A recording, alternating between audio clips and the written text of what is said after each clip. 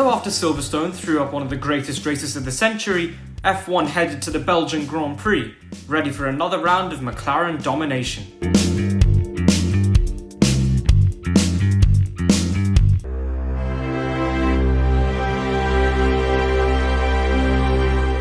Kicking off the news, we start with the million story surrounding Max Verstappen's contract, and how he's prepared to doom Red Bull to the back of the grid and jump ship to the Third Reich over here. Recently, fans have been tracking the movements of the Dutchman's private jet, which in fairness is normal behaviour for Formula 1 fans. And apparently there was a meet-up between Mercedes team principal Toto Wolff and Max Verstappen. While all this led to the media having a brain aneurysm, I can't help but wonder if the two rich f***s were actually recreating this scene from...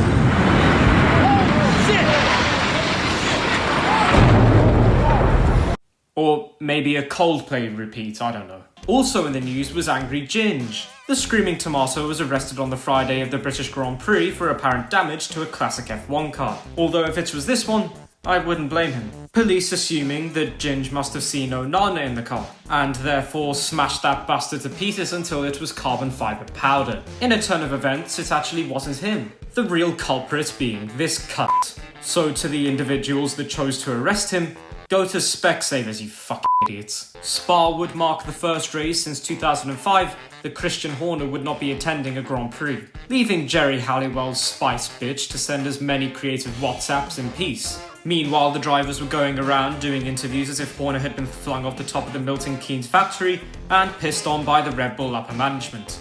The guy's just been paid $50 million to sit on his arse in his mansion, relax. And finally, this weekend would present the return of the ever so popular sprint format. Seemingly the only people happy with this are hashtag Team LH. As for some reason, this is the only point in the year where Lewis Hamilton remembers how to be Lewis Hamilton. Hope that one doesn't age badly. My grievances as a Hamilton simp aside, let's get into the Belgian Grand Prix weekend. Fernando, what the actual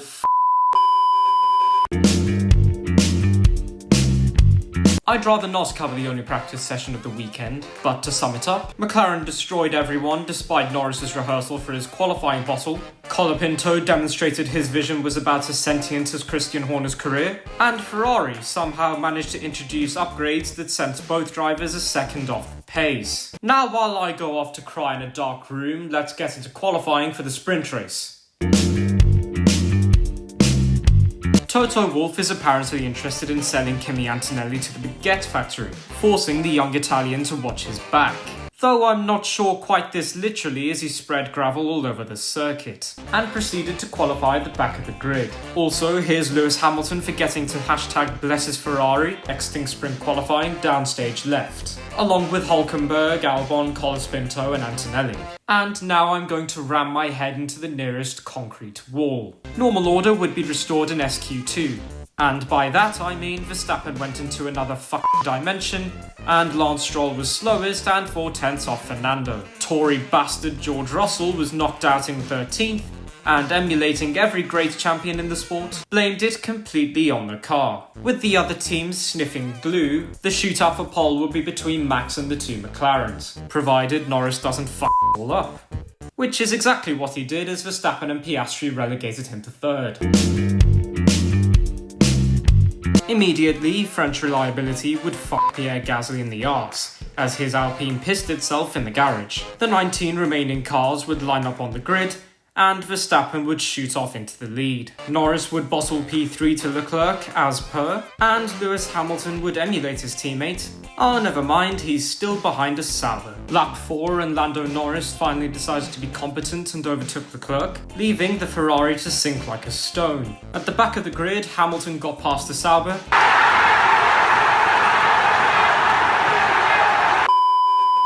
but because it was a sprint, fuck all happened. So Max Verstappen would win another sprint and we'd go back to our pointless existence. Speaking of pointless, Lewis Hamilton would finish an incredible P15 and Charles Leclerc dropped 8 seconds to the leaders. Good to see the upgrades are working nicely.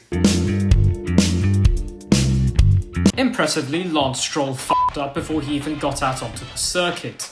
But admittedly, this crash for once wasn't his fault. But he'd cement his place in shitville by qualifying last. Joining him would be his fellow backmarkers from spring qualifying in Antonelli, Colapinto and Alonso. Can't think of anything else that happened, so let's move into Q2. As Crofty sucked off Ollie Behrman, the live-action Peter Griffin was incredibly quiet as the Haas nearly stacked it at Pouon, then proceeding to be kicked in the second session. He joined the two Baguettes, Sainz and Hulkenberg in finger while watching the fight for pole. After the first runs in Q3, Norris would go fastest ahead of Piastri and Verstappen. That's destiny, that's will, that's striving, that's being a trailblazer, an explorer, going into space, mathematics, quantum mechanics, the secrets of the universe. It's all there. Life is fiery with its beauty.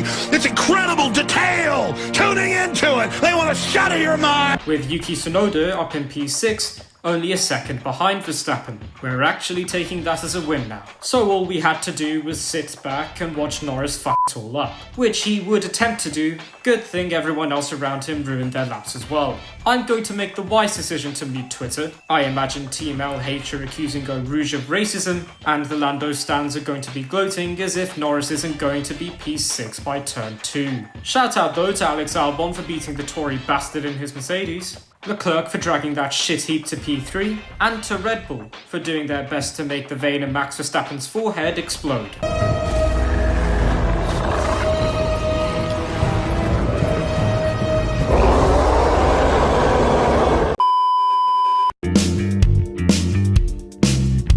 The sight of a British driver on pole was clearly too much for the mainstream media, as they let themselves go all over the longest track of the year. This forced us to witness a formation lap behind the safety car before all the drivers ran away into their garages. So as Michael Massey escaped out the window of race control, we were all sat around waiting for the f***wits at the FIA to get this race up and running. The red flag being so long, I just started editing this video. Hold on a minute, who let Lance Stroll on the track? And 28 years later, the sun came out. It took the FIA a further 4 years to notice, so by the time they were done f***ing around, the cars went out behind the safety car. And rather than a normal start, we got a rolling one because Bottlejob here was being a little bitch again. For once, one of the things I say in this video has aged well. Lando throwing away the lead into turn 4, as Oscar Piastri f***ed off into the distance, never to be seen again. Speaking of overtakes, Lewis Hamilton was making one. Just too bad it was on Lance Stroll. However, hashtag blessed appeared to be on a charge, getting past Colapinto and Sainz on lap 8, then Hulkenberg, then Gasly, then Behrman, now he's in 13th. Here's Max Verstappen demonstrating his giant bollocks, and after all this action, the crossover period would arrive, and Hamilton would use this to send himself up to 7th, despite Lawson trying to kill him, and he set another fastest lap. Yes! Yes! Yes! Yes! Yes! Yes! McLaren would see this and do an imitation of Ferrari. Just too bad it was their strategy. Arrivederci, el prossimo anno sulle piste.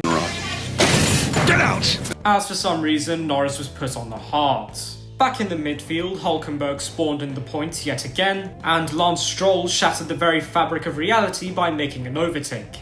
Outside the points, Gasly had set up the Baguette Express, and Isaac Hadjar, after the embarrassment of being overtaken by Lance Stroll, came in for another pit stop and came out at the rear of the field. I must admit I fell asleep around this point, but other than Norris trying to kill himself, nothing really happened. Aside from Ferrari telling Hamilton to lift and coast, so he'd spend a billion years staring up Alex Albon's prostate.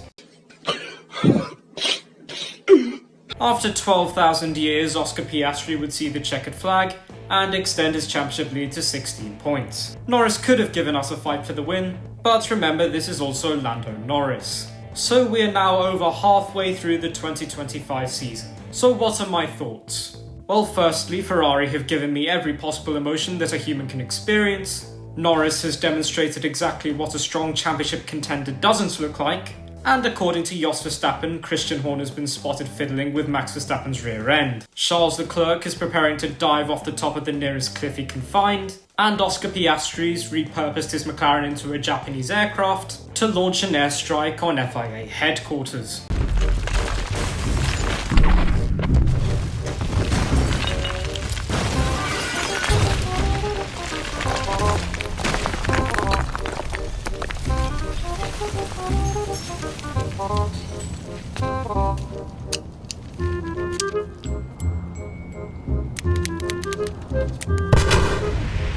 Arrivederci.